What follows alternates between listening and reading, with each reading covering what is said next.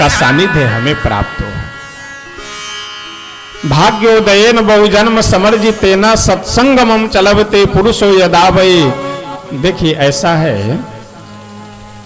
केवल बुद्धि की प्राप्ति ये अलग की बात होती है और विवेक पूर्ण बुद्धि की प्राप्ति ये अलग की बात है।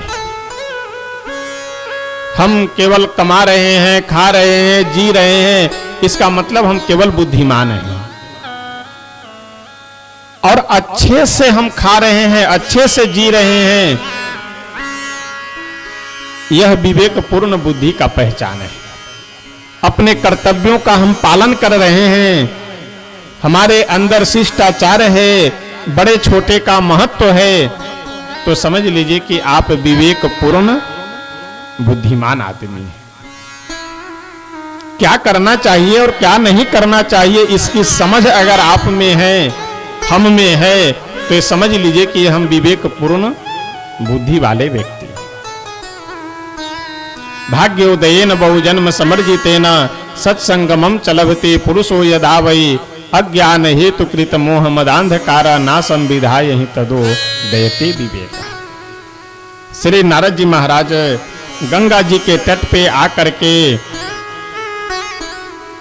आनंद नामक जो तट है वहां सुंदर एक बालू का बेदी बना देते हैं, व्यास गद्दी।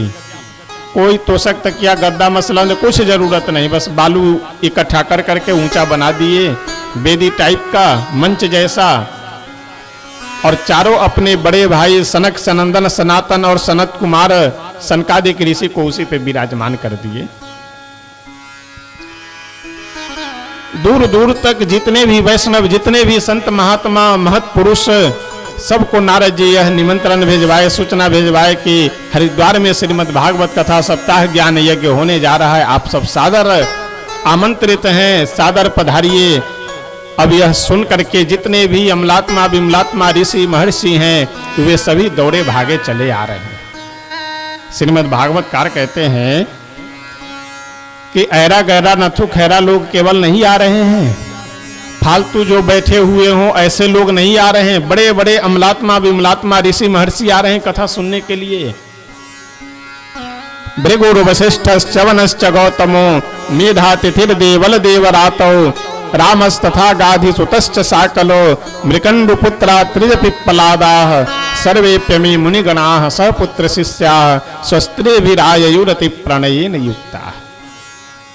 भृगु जी महाराज आ रहे हैं कथा सुनने के लिए, वशिष्ठ जी आ रहे हैं, साक्षात श्री राघवेंद्र सरकार के हमारे श्री राम जी के कुल गुरु जो वशिष्ठ जी हैं वो इस समय आ रहे हैं कथा सुनने के लिए। कब? द्वापर के अंत में त्रेता वाले वशिष्ठ जी आ रहे हैं कथा सुनने के लिए। यानी ये सभी ऋषि महर्षि मरते नहीं है, ये सभी अजर अमर रहते हैं, केवल अदृश्य हो जाते हैं। वशिष्ठ जी आ रहे हैं कथा सुनने के लिए।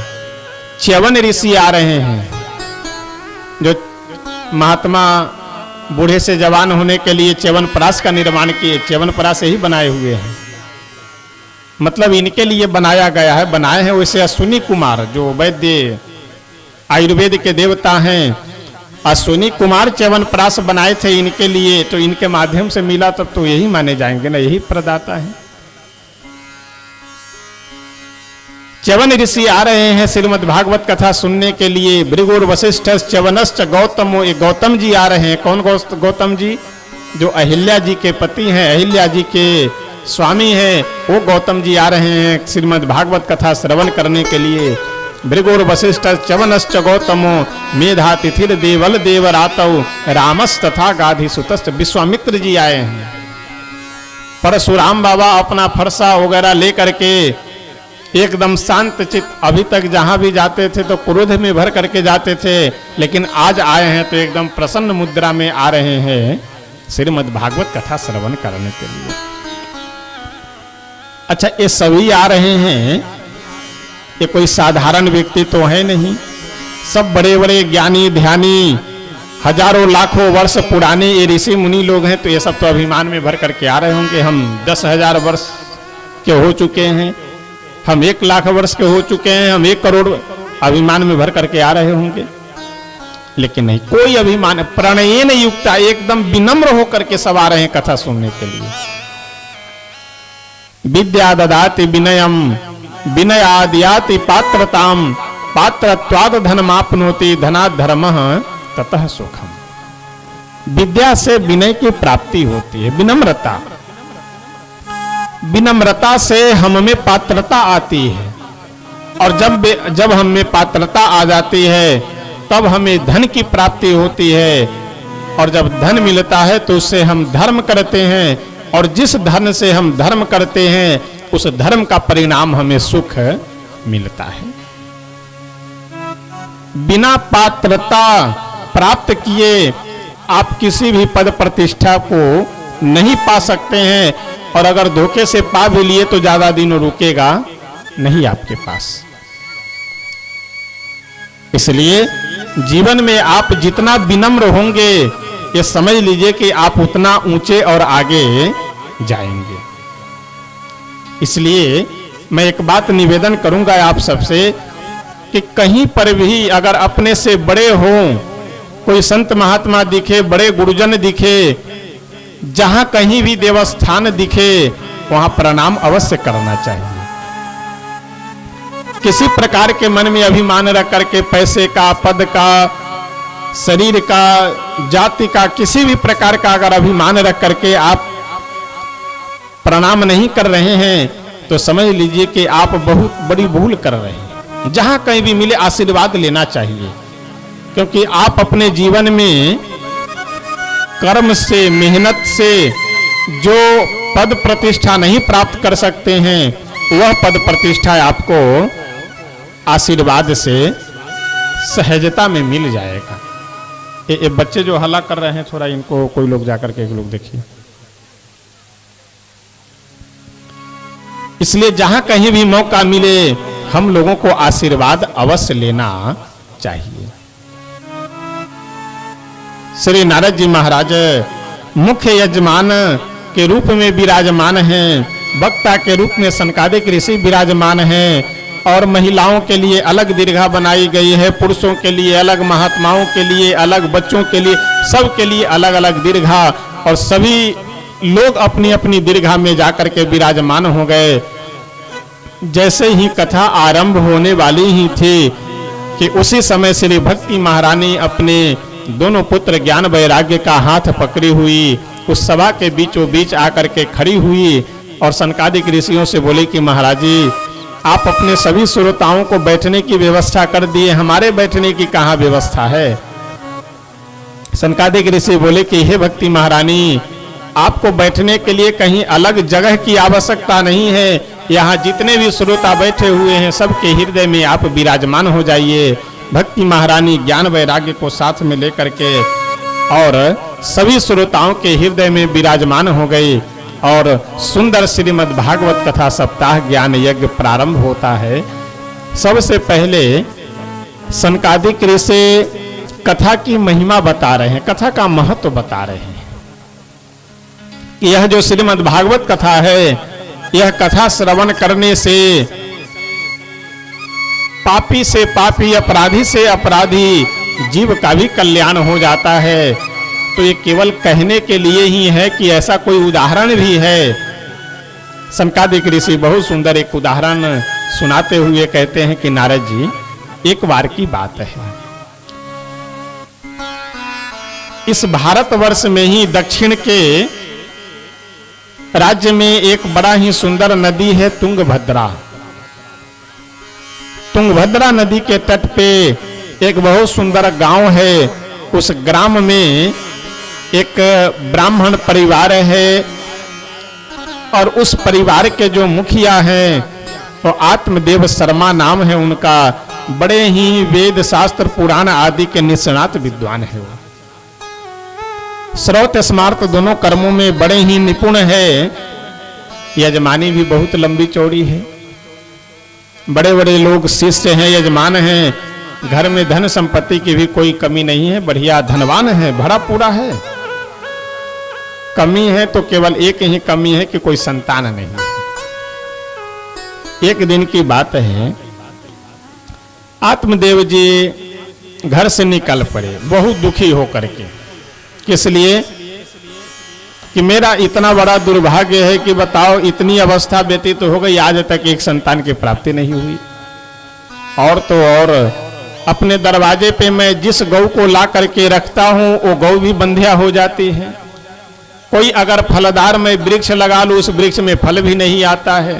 तो जब इतने दुर्भाग्यशाली हम हैं तो क्या मतलब जीने से, चलो आत्महत्या कर करके मर जाते हैं। आत्मदेव जी घर से बिना बताए निकल पड़े। पत्नी है, पत्नी का नाम है धुंधली। आत्मदेव जी की पत्नी का नाम है धुंधली। आत्मदेव जी गए, जाकर के एक तालाब के किनारे वृक्ष के नीचे बैठ करके रो रहे हैं और ये सोच रहे हैं कि आत्महत्या करें कि न करें। आत्महत्या अगर करेंगे तो भूत बनना पड़ेगा, फिर अधोगति होगी, ठीक नहीं है, और जीना भी अब बेकार लग रहा है, तो क्या करे क्या न करे। देखिए कितना सुंदर है। कभी भी अपने जीवन में अगर कोई आप बड़ा निर्णय ले रहे हो तो बहुत सोच विचार करके निर्णय लेना चाहिए। और इसे समझने के लिए और आप ऐसे समझ सकते हैं कि प्रेम में कभी भी जल्दी वचन नहीं देना चाहिए और क्रोध में कभी भी निर्णय नहीं लेना चाहिए। क्योंकि क्रोध में अगर आप कोई निर्णय लेंगे तो वह भी आपके लिए नुकसानदायक होगा, और प्रेम में किसी को वचन दे देंगे तो वह भी आपके लिए नुकसानदायक होगा।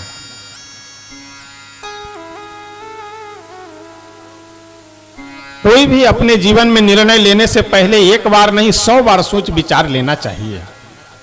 आत्मदेव जी वृक्ष के नीचे बैठकर वही सोच रहे हैं कि मरे कि न मरे, मरे कि न मरे।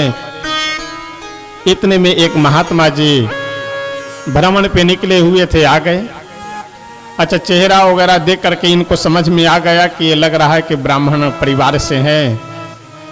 महात्मा जी सोचे कि शायद जंगल में आकर कोई आदमी काहे के लिए रोएगा, जंगल में भगवान के लिए रोएगा कि हम कैसे भजन करें, कैसे उनको प्राप्त करें।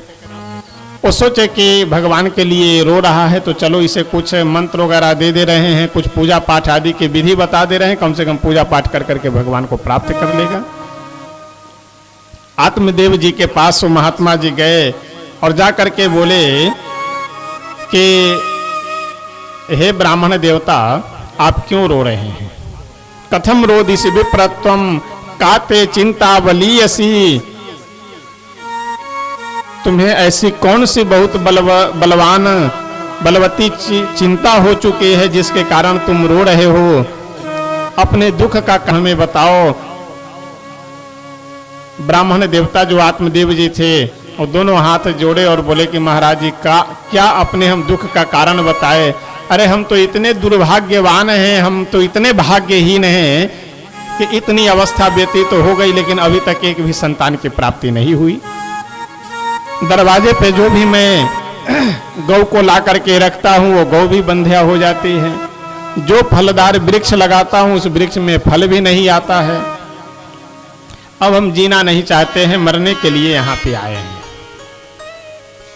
महात्मा जी समझाए कि देखो ऐसा है, ये दुनियादारी का जो मन में इच्छा रखे हुए हो, ये मुंचा ज्ञानम प्रजारूपम बलिष्ठा कर मनोगति। और एक बात सुन लो कान खोल करके, ये जो तुम बेटा के चक्कर में पड़े हुए हो, 1-2 जन्म नहीं 7 जन्मों तक तुम्हें एक भी बेटा नहीं होगा। महात्मा जी सोचे कि चलो इसी बहाने कम से कम इसका मन बदल जाए, लेकिन मन कहाँ बदलने वाला है। आत्मदेव जी तो और धराम से एकदम महात्मा जी के चरणों में गिर पड़े और पैर पकड़ लिए। बोले कि महाराज जी ऐसा है, संतों के ऊपर हमारा विश्वास है पूर्ण रूप से कि अगर संत आशीर्वाद दे दे तो भगवान को भी अपनी लेखनी बदलनी पड़ेगी। तो इसलिए आज या तो आप हमें बेटा दीजिए, नहीं तो यही हम आपके चरण पे माथा पटक पटक करके मरेंगे और ब्रह्म हत्या का अपराध आपको लगेगा। देखिए इसीलिए कहा गया ज्यादा समझदार बनना भी जो है ना बड़ा वो नुकसानदायक हो जाता है कभी कभी। महात्मा जी बोले कि ले लेना एक न देना दो, और झूठे ऊपर से एक अपराध लेके भागी बन जाएंगे। अंत में अपने झोली से एक फल निकाले और निकाल करके अपने भगवान का स्मरण किया और बोले कि प्रभु अब संतों की प्रतिष्ठा की लाज आप ही के हाथ में है। अब अगर संतों की प्रतिष्ठा आप बचाना चाहते हैं तो इसे एक पुत्र दे दीजिए। फल दे दिए, बोले कि ले जाकर के इसे अपने पत्नी को खिला दो, भगवान की कृपा हुई तो अवश्य तुम्हें एक पुत्र की प्राप्ति होगी। कुछ नियम बता दिए, विधि बता दिए कि ऐसे ऐसे ऐसे करना है। आत्मदेव जी गए जाकर के अपनी पत्नी धुंधली को बुलाए और बुला करके बोले कि देवी यह फल एक संत का आशीर्वाद है, प्रसाद है, इसे तुम खा लो, इसके खाने से अवश्य हमें पुत्र की प्राप्ति होगी। और धुंधली अपने हाथ में फल लेकर के बैठ गई। अच्छा, धुंधली के लिए भागवतकार कहते हैं कि सौभाग्य स्थापिका, यानी हर जगह जबरदस्ती अपनी बात रखने वाली।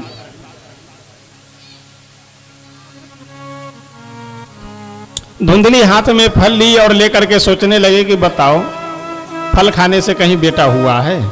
ये सब केवल कहने सुनने की बातें हैं। लेकिन फिर सोचे कि अगर कुछ बात नहीं होता तो हमारे पति पढ़े लिखे विद्वान व्यक्ति हो, फल लाते क्यों? और मान लो अगर मैं फल खा ली और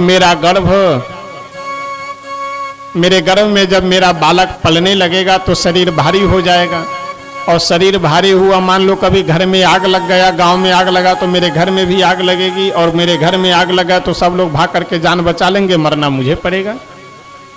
अब देखिए इस बात में कोई दम है, कोई मतलब की बात है? यहां तक तो कम से कम ठीक है, आगे तो और विचित्र है। धुंधली अपने मन में विचार की कि ऐसा है, गृह कार्य कथम भवेत, जब मेरा शरीर भारी हो जाएगा, मुझे काम वगैरह करने में दिक्कत होने लगेगा, तो मुझे पूरा विश्वास है कि मेरे पतिदेव तुरंत अपनी बहन को बुलाएंगे काम करने के लिए। वो अगर आ गई तो 2 महीने भी अगर रही तो जाते समय पूरा खजाना खाली कर करके जाएगी। अब ये सब मन में सोच ही रही थी कि इतने में आ गई धुंधली की एक छोटी बहन।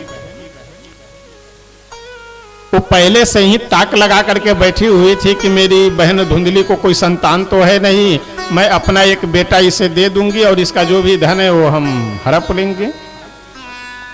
आजकल ठीक यही विडंबना है समाज। अपने कमा करके व्यक्ति आगे नहीं बढ़ना चाहता है। एक बीता उसके जमीन में आगे बढ़ गए, मेढ़ थोड़ा काट लिए, उधर थोड़ा सा छप्पर उसके जमीन में गिरा दिए, बस इसी से आगे बढ़ना चाहता है व्यक्ति। एक कहावत है देहाती कि जल पीने के बाद अगर प्यास नहीं बुझती है तो क्या ओस चाटने, ओस जो मतलब ठंडी के समय में घास वगैरह पे गिरा रहता, तो ओस चाटने से प्यास बुझ जाएगी। अगर आप अपने मेहनत से कमा करके परिश्रम से आगे नहीं बढ़ पाएंगे तो 2-4 हजार, 10 हजार, 20 हजार, 1-2 बीता जमीन वगैरह आगे पीछे कर करके 2-4, 10 बीसा, 1-2 बीघा जमीन किसी का हड़प करके आप धनवान बन जाएंगे? संभव ही नहीं। ये कोई बीमारी होगी, सब बिक करके चला जाएगा। देखिए होता यह है, गलत प्रकार से जो पैसा कमाने वाला व्यक्ति है उसके पास कोई ऐसी रोग व्याधि, कुछ न कुछ ऐसी दुर्घटना होगी कि जो भी धन कमाए हैं सब उसमें चला जाता है। उस समय वह आदमी ये सोचता है कि बताओ अगर आज कमाए नहीं हुए होते उस समय तो आज कहां से खर्चा करते हम? अगर उस समय नहीं कमाए होते तो आज कहां से खर्च करते? लेकिन उसे ये नहीं पता है कि अगर उस समय गलत प्रकार से नहीं कमाए हुए होते तो आज खर्चा करने की नौबत ही नहीं आती। जैसे अगर किसी को खुजली हो गई हो शरीर में कहीं पे भी, तो खुजलाते समय बड़ा ही सुख मिलता है। जब खुजलाइए तो आहा क्या आनंद है। खुजलाने के बाद फिर खुजलाते समय जितना सुख मिल रहा था, खुजलाने के बाद उतने ही दर्द जलन वहां होने लगता है। आइए प्रेम से हम सब 2 बार थोड़ा भगवान नाम स्मरण करते हैं, उसके बाद फिर आगे की कथा श्रवण करेंगे। श्री राम जय जय राम, श्री राम जय राम, श्री राम जय राम, श्री राम जय राम,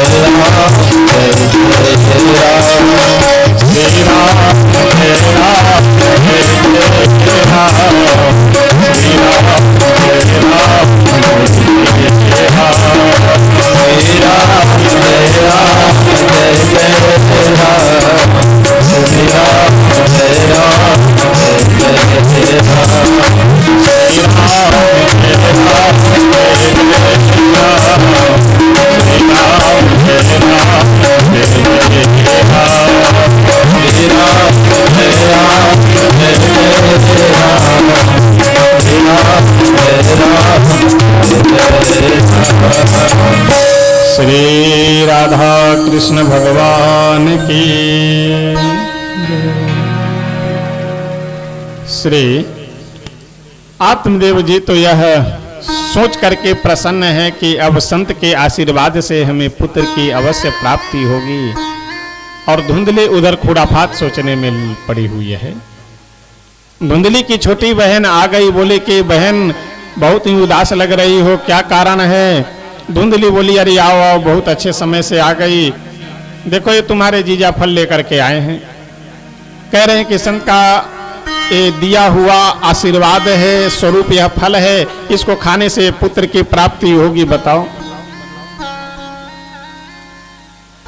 धुंधली की छोटी बहन बोली कि ऐसा है दीदी, तुम भी कहां इन बाबा बैरागियों के बातों में आ जाती हो। एक तो जीजा वैसे वो हल्के दिमाग के भारी जजमान हैं, और तुम भी उनकी बातों में आ गए। फल खाने से कहीं बेटा हुआ है? सब केवल बकवास की बातें हैं, केवल कहने की बात है।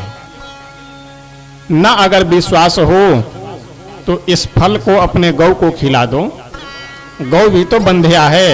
अगर इस फल में सामर्थ्य होगा, फल में अगर दम होगा, तो गौ माता के भी बांझपन दूर हो जाएगा। धुंधली की छोटी बहन बोले कि बहन ऐसा है, ये सब केवल फालतू की बातें हैं, इन सब चक्कर में मत पड़ो। ये फल खाने से कहीं बेटा हुआ है, ये सब केवल ढोंग पाखंड वाली बात है। अब एक देहाती कहावत है कि जौने रोगिया के भावे हुए वैद्य फरमावे। धुंधली यही सुनना चाह रहे थे, धुंधली की छोटी बहन यही सुना दी कि ये सब केवल फालतू की बातें हैं, तुम चिंता मत करो। धुंधली बोली तो ऐसा है, तुम्हारे जीजा को हम क्या कहेंगे? बोले क्या कहें, ये कोई कहने की बात है? चिंता क्यों कर रही हो? हमारे गर्भ में एक बच्चा पल रहा है, अभी कुछ महीने का ही हुआ है, और जब उसका जन्म हो जाएगा तो बेटा हो या बेटी, उसे मैं धीरे से रात्रि में ला करके तुम्हें दे दूंगी, और तुम मुझे कुछ पैसे दे देना, मैं अपने पति को ले जा करके दे दूंगी, उनका मुंह बंद हो जाएगा। और तब तक तुम इस प्रकार से अपने आप को बना करके रखो कि जैसे तुम्हारे पति को ये लगे कि मेरी पत्नी के गर्भ में मेरा बालक पल रहा है। इस प्रकार से अपने आप को बना करके रखो। धीरे धीरे समय व्यतीत होता है, तो वह रात्रि के समय ला करके अपनी बहन धुंधली को दे देती है। इधर प्रातः बच्चे हल्ला कर रहे हैं, जरा इनको देखिए, सब चुप रहे। कौन सा वह स्कूल? अलग कीजिए, पीछे करिए सबको इधर। और समस्या ये होती है कि अब जिनके बच्चे होंगे वो नाराज हो जाएंगे कि हमारे बच्चे को भगा दिया गया, और वो संभालेंगे नहीं इन लोगों को। बच्चे को भगा, अब बच्चे यहाँ खुरापात कर रहे हैं, वो ध्यान नहीं देंगे इस पर। श्री राधा कृष्ण भगवान की। तो मैं निवेदन कर रहा था कि अर्धरात्रि के समय धुंधली की छोटी बहन अपने बेटे को ला करके दे दी, और प्रातः काल होते ही आत्मदेव जी को जब यह सूचना मिली कि हमें एक पुत्र की प्राप्ति हुई है, वो अपने सभी हित मित्र रिश्तेदार नातेदार को बुला करके बढ़िया उत्सव मनाना आरंभ किए।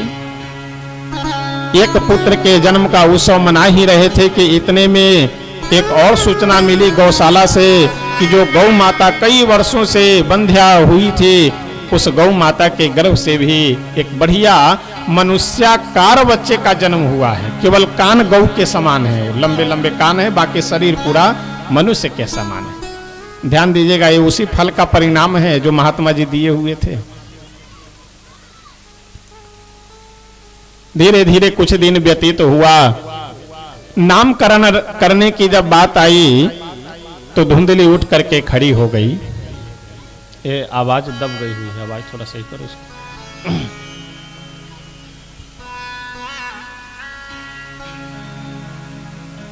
धुंधली उठ करके खड़ी हो गई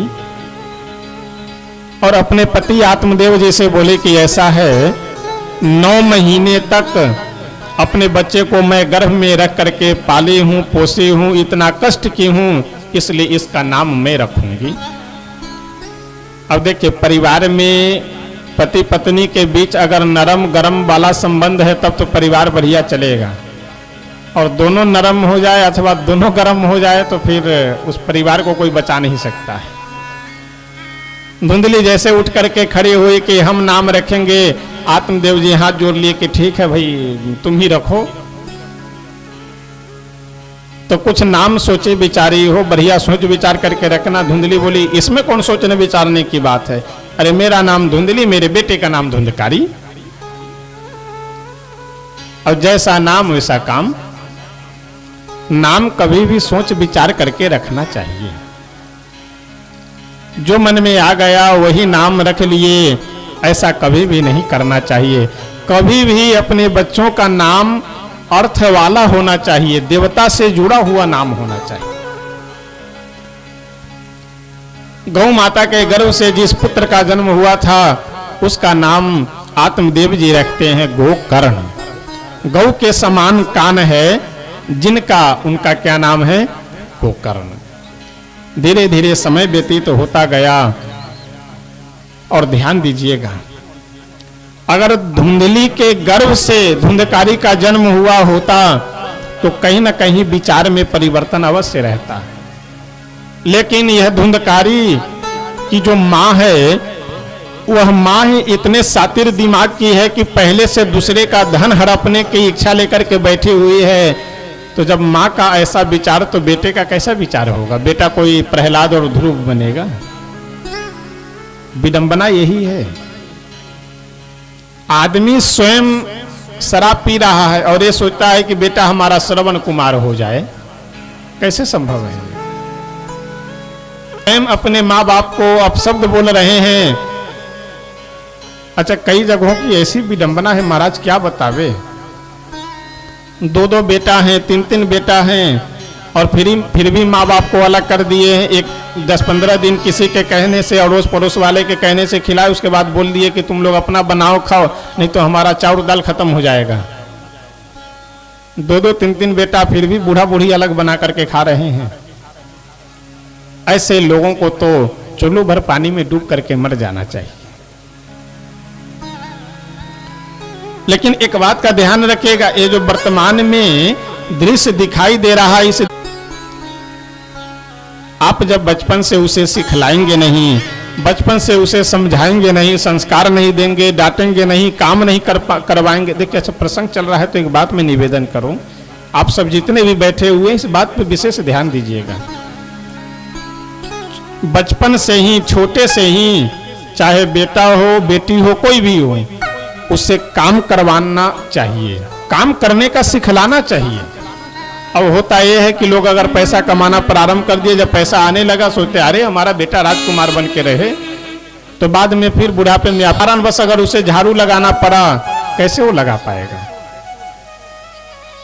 ये राजेंद्र जी जरा देखे तो ये सब कौन बच्चे बगल में हल्ला कर रहे हैं सब।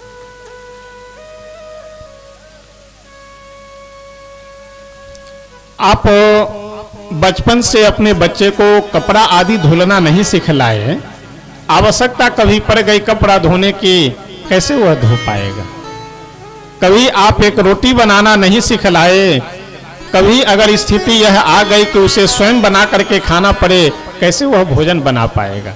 इसलिए बच्चों से कभी भी ये नहीं सोचना चाहिए कि बड़े होने के बाद अपने आप सीख जाएगा, संभल जाएगा, ऐसी बात नहीं है। यह प्रयास करना चाहिए कि बचपन से ही उसे सारे कामों के विषय। धुंधकारी महान दुष्ट हुआ, महान खल हो गया। कुत्तों को साथ में लेकर के चलना,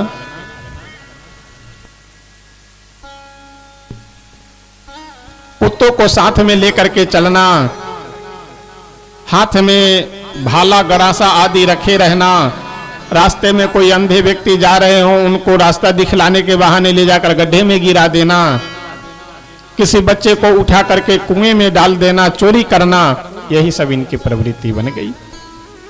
एक दिन की बात है, धुंधकारी अपने पिता आत्मदेव जी को पकड़ करके बहुत पीटा, डंडे से, हाथ से, लात से, जिससे जैसे पाया वैसे मारा। बाद में बोला कि ऐसा है, धन कहीं जहां कहीं भी अगर छुपा करके रखे हुए हो तो बता दो, नहीं तो कल तो बिल्कुल एकदम खत्म कर देंगे तुम्हें। आत्मदेव जी बोले कि अरे बेटा, तुम तो पहले ही पूरे घर के धन संपत्ति को ले जाकर लुटा दिए हो, अब घर में कुछ है ही नहीं तो हम कहां से दे, क्या बता दे तुम्हें। अपने बेटे से प्रताड़ित होकर के आत्मदेव जी बड़े दुखी हुए और अपने छोटे पुत्र गोकर्ण जी के पास जाकर के जोर जोर से रोने लगे, बिलख बिलख करके रोने लगे। अच्छा, गोकर्ण जी प्रसन्न है, एकदम मुस्कुरा रहे हैं, वो दुखी नहीं है। आत्मदेव जी बोले कि बेटा, मैं परेशान हूं, दुखी हूं, मुझे मार्गदर्शन करो, मैं बहुत दुखी हूं। गोकर्ण जी बोले कि पिताजी ऐसा है, यही इस संसार की विडंबना है। आज से कुछ वर्ष पहले भी आप रो रहे थे, दुखी थे, किस लिए? बेटा नहीं था, बेटा चाहिए। और आज फिर से आप रो रहे हैं, दुखी हैं, किस लिए? बेटा क्यों है? यही इस संसार की विडंबना है। एक कौड़ी की वस्तु अगर हमें न मिले, वो वस्तु करोड़ों की लगती है, और करोड़ों की वस्तु अगर हमें मिल जाए तो एक कौड़ी की लगती है। वो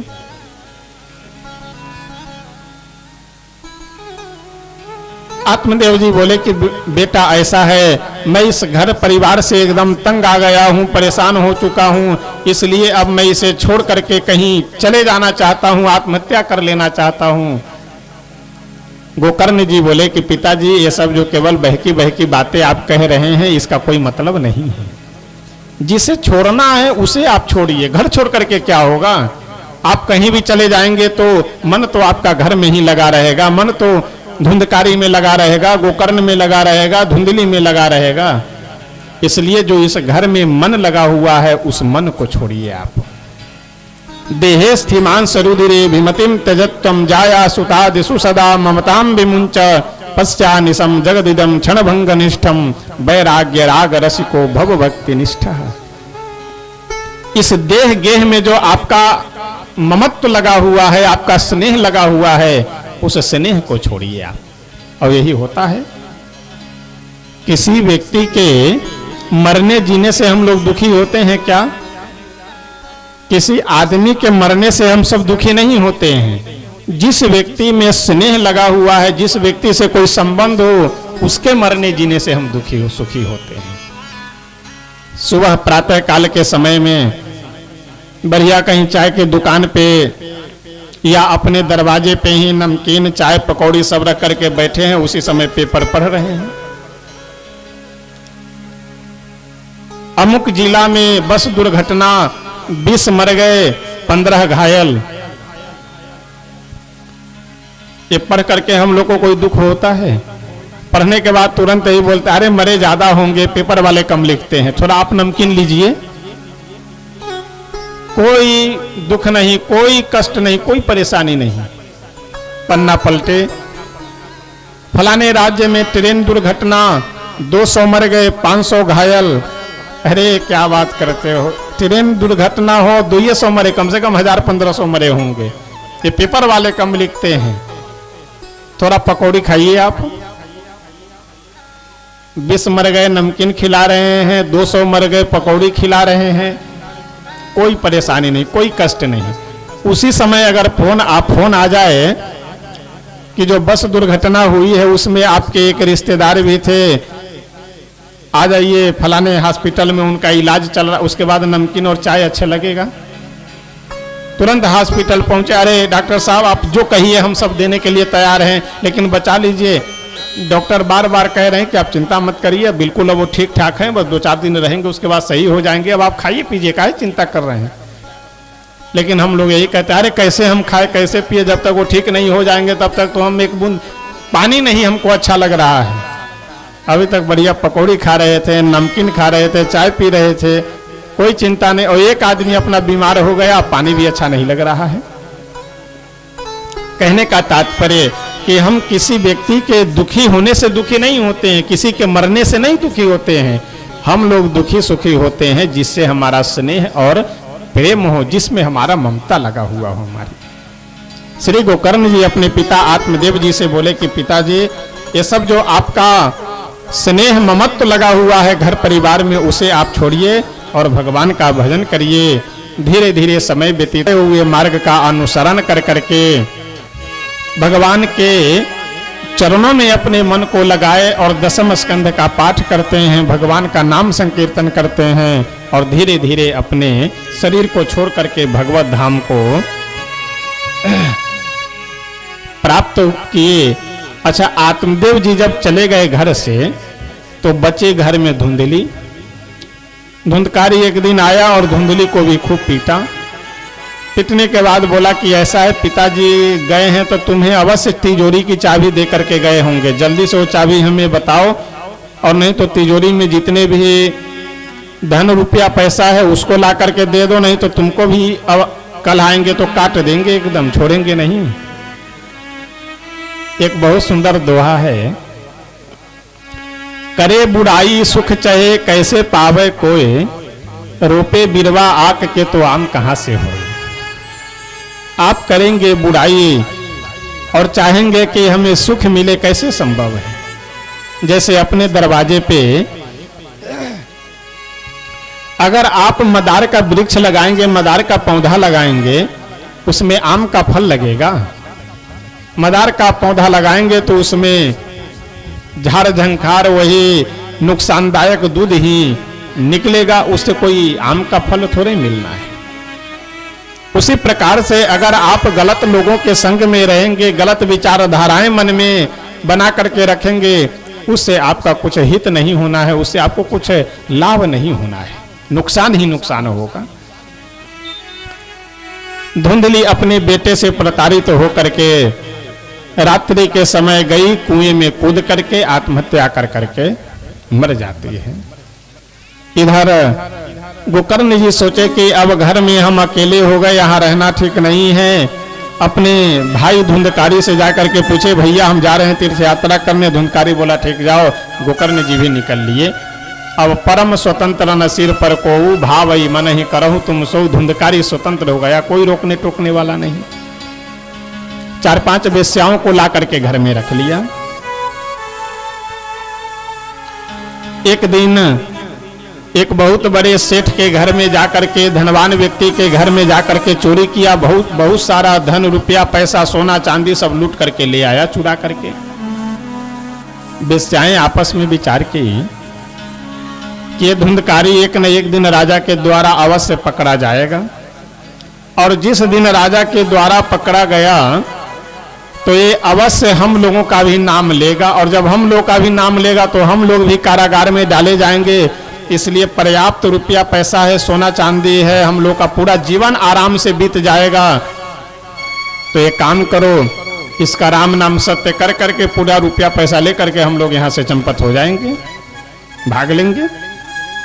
वही की शराब पिला करके धुंधकारी को ये सभी वेश्याएं सुला देती है, और नशे में धूत धुंधकारी के मुख में जलती हुई लकड़ी डाल करके तड़पा तड़पा करके धुंधकारी को ये सब मार दी। अब आत्महत्या होने के कारण धुंधकारी की मृत्यु हो जाती है, और बहुत प्रेत की योनि में चला गया। अकाल मृत्यु होने के कारण प्रेत योनि को प्राप्त हुआ। श्रीमद् भागवतकार कहते हैं,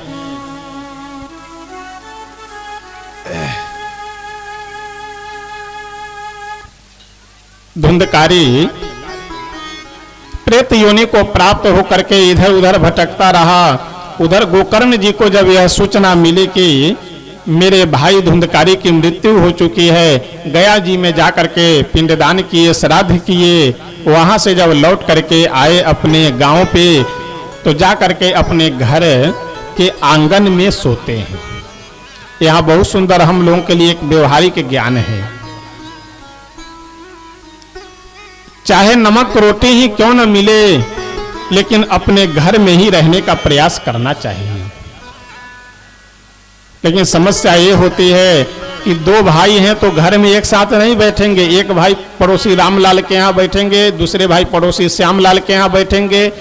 रामलाल इसका कान भरे, श्यामलाल उसका कान भरे, और अच्छा खासा हंसता खेलता परिवार बर्बाद हो गया। किसी भी दो खास संबंध के बीच में अगर तीसरा एंट्री किया, उस संबंध को बर्बाद हो जाना है। ध्यान दीजिएगा।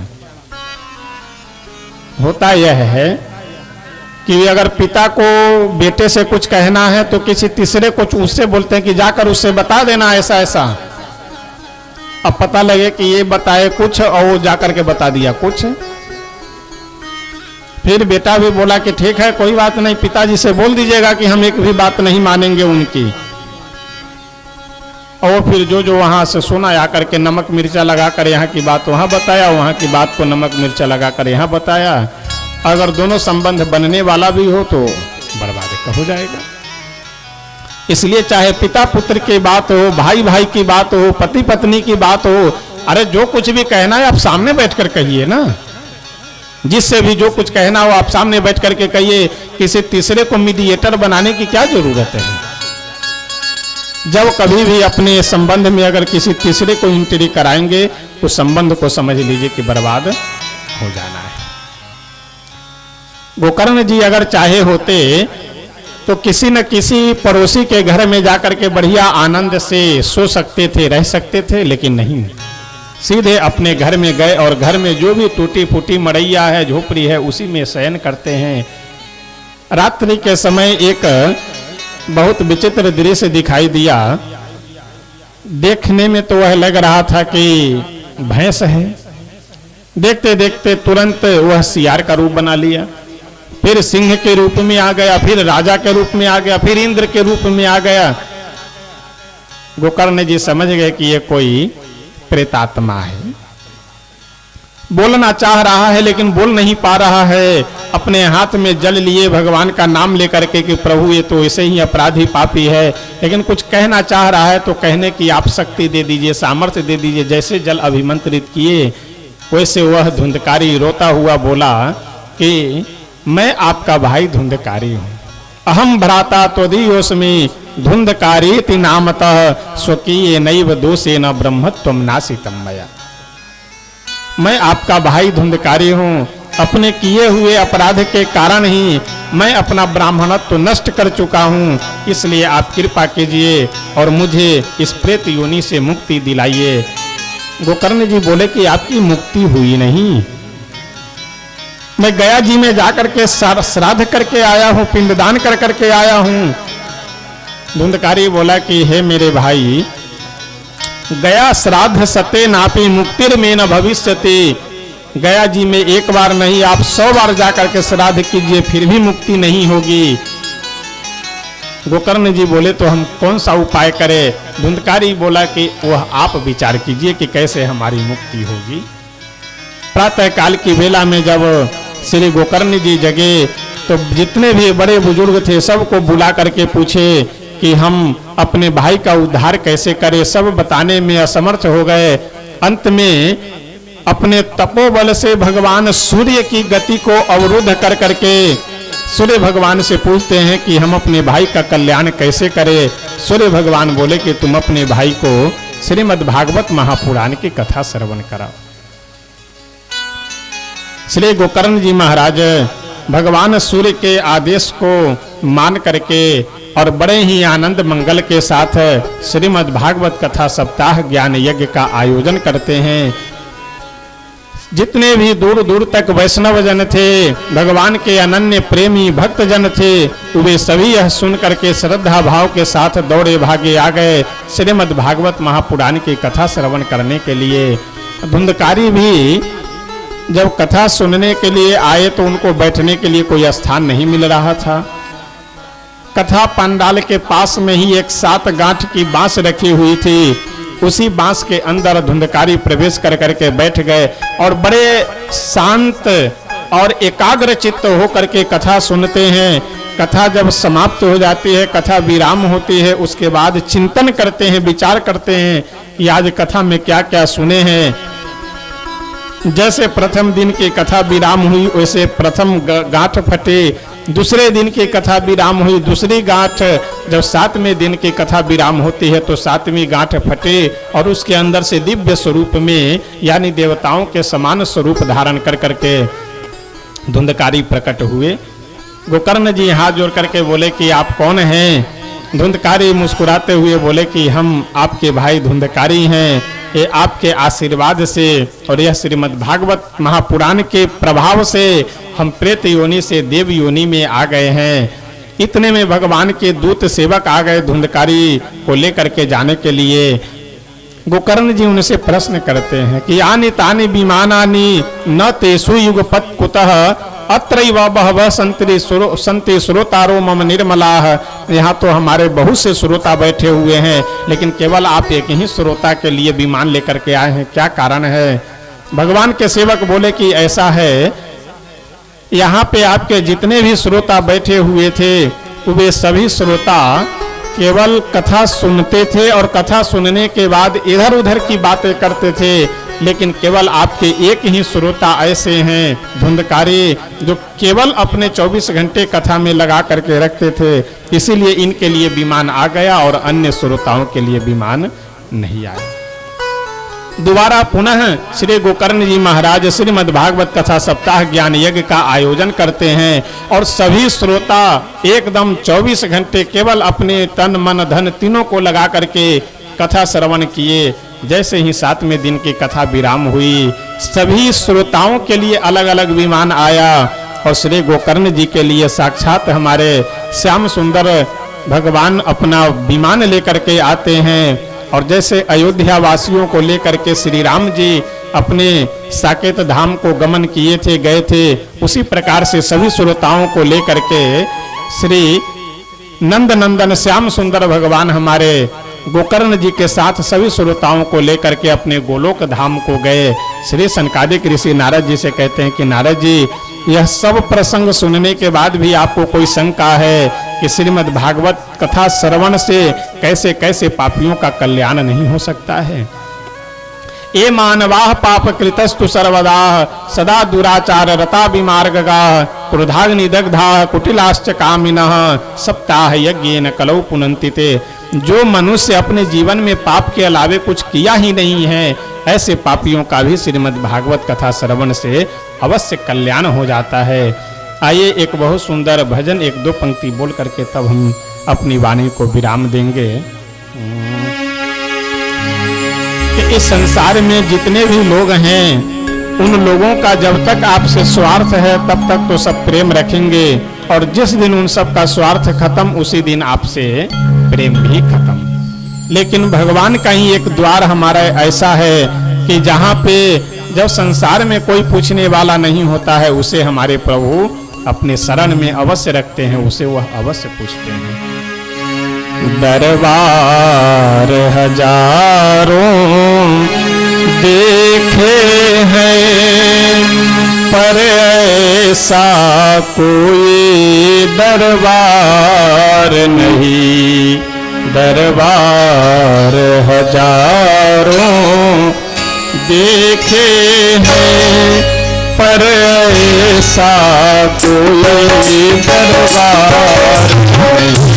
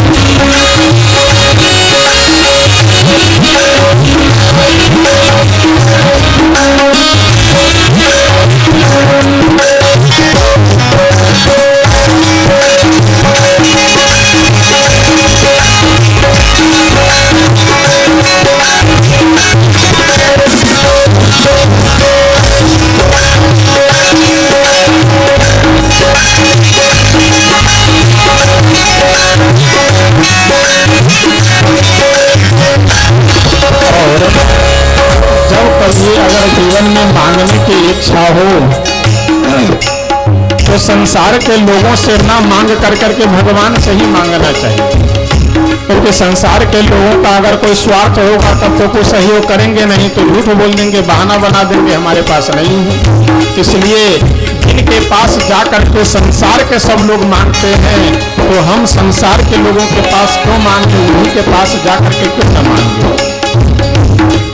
दुनिया से भला हम क्या मांगे, दुनिया से भला हम क्या मांगे, दुनिया तो भिखारी है, दुनिया तो भिखारी है, मांगो भैया धारी से जहाँ होता है कभी इनकार, मांगो भैया धारी से जहाँ होता कभी इनकार नहीं, दिन रात तुम्हारे कदमों में, आशिकों के भी रहते हैं, दिन रात तुम्हारे कदमों में,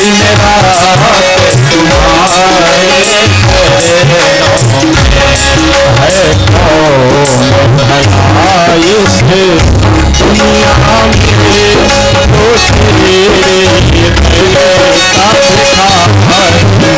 दुनिया में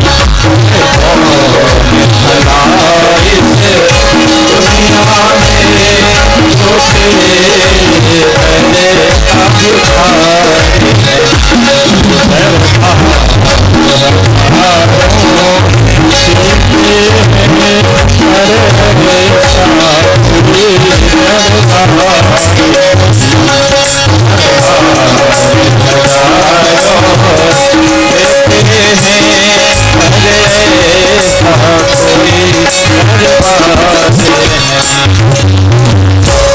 श्री राधा कृष्ण भगवान की जय। श्रीमद् भागवतकार इस कथा की क्या महिमा है, श्रीमद् भागवत कथा का क्या महत्व है, यह सब प्रसंग वर्णन कर करके सुंदर श्री नारद जी महाराज से सनकादिक ऋषि कहते हैं कि नारद जी बताइए, जब धुंधकारी जैसे महान खल का महान दुष्ट का कल्याण हो सकता है तो अगर थोड़ा बहुत भी परोपकार और मानवता से परिपूर्ण मनुष्य हो उसका कल्याण कैसे नहीं संभव है।